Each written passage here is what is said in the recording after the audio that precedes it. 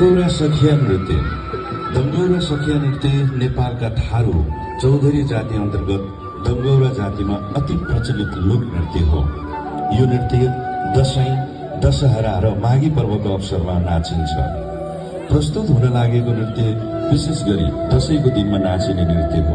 यो नाच नेपालको पश्चिमी भाग दाङ, बर्दिया, नैनपुर गाउँमा नाच्ने गरिएको पाइन्छ। थारू जाति आफैमा स्वावलम्बी हुने भएकाले यिनीहरूले प्रकृतिको पूजा गर्नुका साथै आफ्ना परम्परागत संस्कृतिको संरक्षणमा पनि विशेष ध्यान दिन्छन्। त्यसैले यहाँ प्रस्तुत गर्न लागि लोकनृत्य दङ्गौरा सखिया पनि नेपाली संस्कृतिसँग सम्बन्धित छ। यो लोकनृत्य बडा दशैंको टीकाको पहिलो दिनमा मुखियाको घरमा घरधुरिया वा मटुवाको आँगनमा सेतो टीका लगाएर नाचिन्छ र दोस्रो दिनमा गाउँलेको आँगनमा नाच्दा रमाइलो गर्दा रातो टीका र पहिलो जमारा लगाएर बडो हर्षोल्लासको साथ नाचिन्छ। थारू संस्कृतिमा टीकालाई गवालिया टीका वा राजा टीका भन्ने गरिएको पाइन्छ। यो नृत्यका करिब 100 भन्दा बढी पैया ताल हुन्छन्, तर प्रस्तुत हुन लागेको नृत्यमा 16 पैया मात्र समावेश गरिएको छ। थारू जातिमा वैशाख, जेठ, असार, साउनलाई कालरात्रि मान्ने गरिएको पाइन्छ भने भाद्र महिनादेखि देवी देवताहरूलाई स्मरण गरी सम्रौटी गाएर बाजा गीत निकाल्ने गाउने चलन रहिआएको पाइन्छ।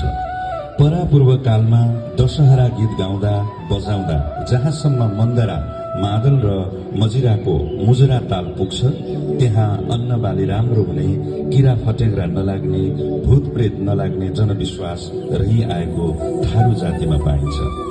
दशहराको अवसरमा कृष्ण कथामा आधारित महाकाव्य सखी पैया गीत गाइन्छ।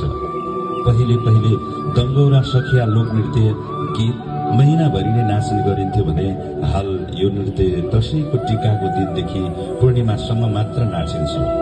यो नृत्यमा पुरुष कलाकारहरूले धोती, कमिज, सर्ट, फेटा, ठेम्रा, माला लगाई मन्दरा, मादल बजाएर नृत्य गर्दै गीत गाउँछन् भने महिला कलाकारहरूले सेतो भुनिया, धोती, साडीमा कालो पेटी वा कालो पट्टी र ब्लाउजमा रङ्गी बिरङ्गी फुर्का लगाएर नाच्दछन्।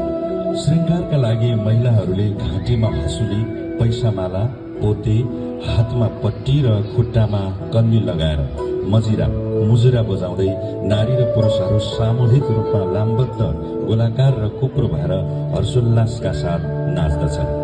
स्वीकार्नुहोस् दङ्गौरा सखिया नृत्य।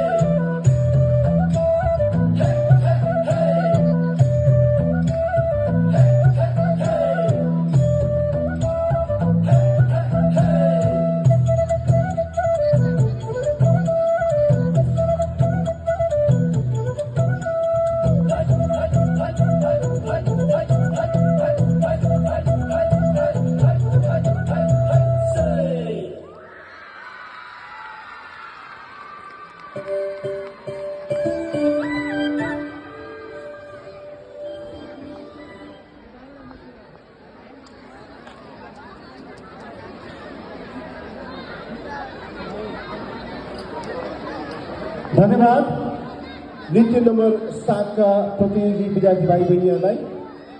अब भने पुनः अर्को नृत्यतर्फ जाँदैछु। नृत्य नम्बर 7 का प्रतियोगी भाइ बहिनीहरू कृपया स्टेजतर्फ उन्मुख भइदिनु।